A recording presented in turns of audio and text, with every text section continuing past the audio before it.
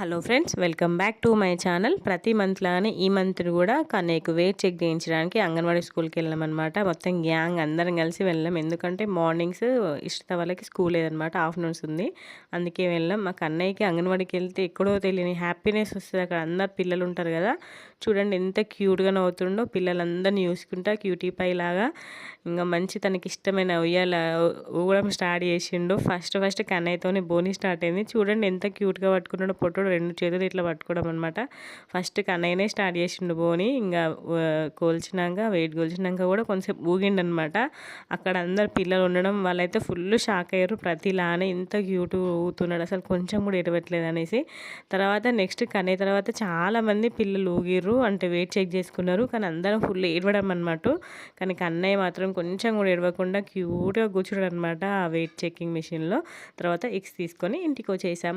Bye bye.